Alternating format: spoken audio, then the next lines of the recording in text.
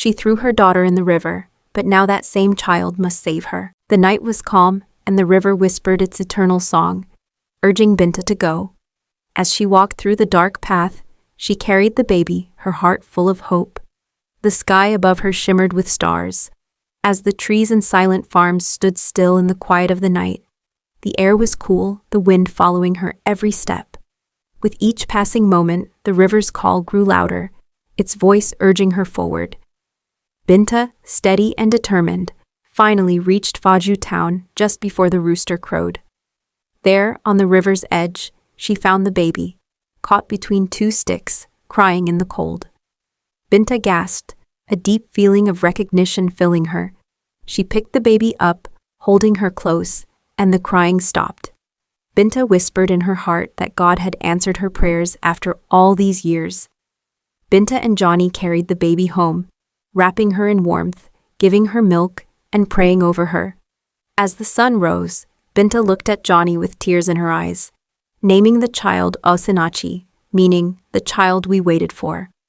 Over the years, Osinachi grew up in love, surrounded by warmth and care.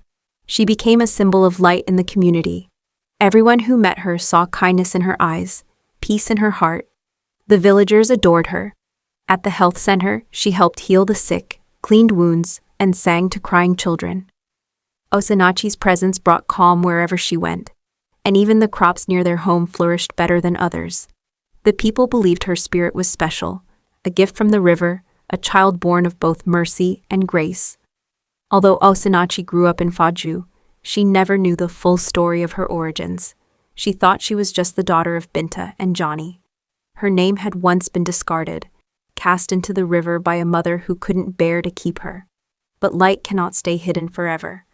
The truth about Osinachi's origins would one day rise like the sun, as it was in the distant town of Ikenzi, where changes began to stir in the house of Chief Oduma.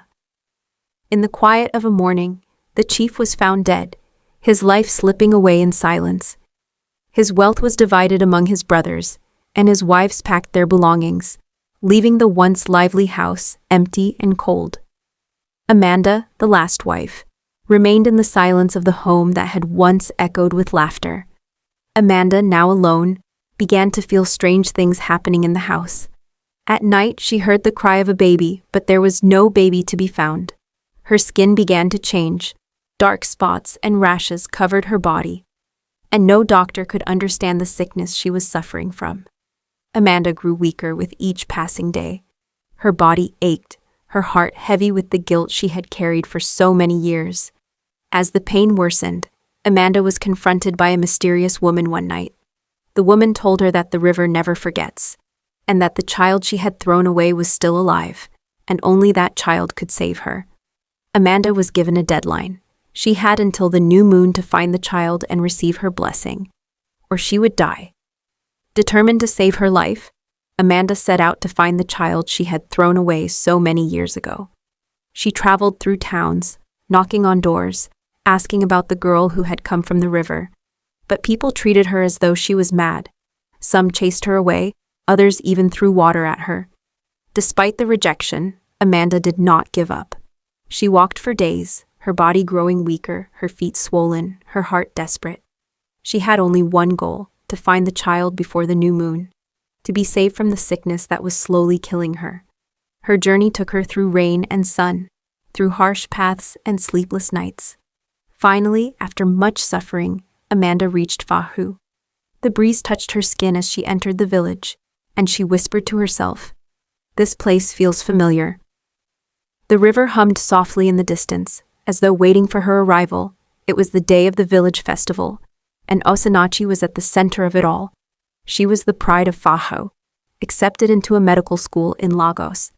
As she danced in her white gown, her anklet jingling, Amanda saw the small charm bracelet tied to Osinachi's ankle, the same bracelet she had thrown into the river with her daughter all those years ago. Shocked and trembling, Amanda fell to the ground, crying out to Osinachi. The crowd around Osinachi stopped, and the music ceased as they watched the woman on the ground. Amanda crawled toward Osinachi, tears streaming down her face. "My child, my daughter," she whispered. "I am dying." The villagers watched in silence, unsure of what was happening. Osinachi stopped, her smile fading as she looked at the woman who was now pleading for her help. Amanda's voice cracked as she confessed what she had done years ago. I gave birth to you, but you were a girl. I threw you in the river, hoping you would die. But the river saved you. Now I am dying, and only you can save me. Osinachi stood still, her heart racing as she listened to Amanda's words. For a moment she felt a whirlwind of emotions, anger, sadness, and a deep sense of betrayal. But instead of turning away, she walked towards Amanda, her eyes filled with both pain and mercy.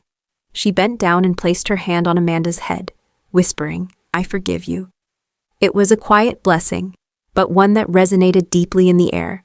The villagers were still, waiting for what would happen next. Osinachi's words echoed as she stood up, looking toward the river. But your peace is not from me alone, she said. Go and ask the river if it has also forgiven you. Amanda, kneeling on the ground, felt the weight lift from her shoulders. Her body, once withered and dying, began to feel warmer, her skin returning to a healthy glow. Her heart slowed, her breathing steadied, and the tremors in her hands stopped. She looked up at Osinachi with gratitude, but Osinachi turned and walked away, her face expressionless. Some wounds, Osinachi knew, could only be healed by God. Her blessing had been given, but she could not give Amanda her heart. As Amanda stood up, the village square returned to its noisy, festive atmosphere. But for Amanda, everything had changed. Her life had been saved by the very child she had once thrown away. The villagers watched as Amanda, now healed, slowly made her way back to the river where her journey had begun. The river, silent and constant, watched her with ancient eyes. Amanda understood now. The river had never forgotten, and neither had the child she had discarded. It was a lesson she would carry with her for the rest of her life. Life does not forget, and forgiveness, though powerful, cannot erase the memory of past wrongs. The river had shown her mercy, and in return, Osinachi had given her a blessing. But only God could heal the deepest wounds. And the river, like life itself, flowed on, steady and unchanging.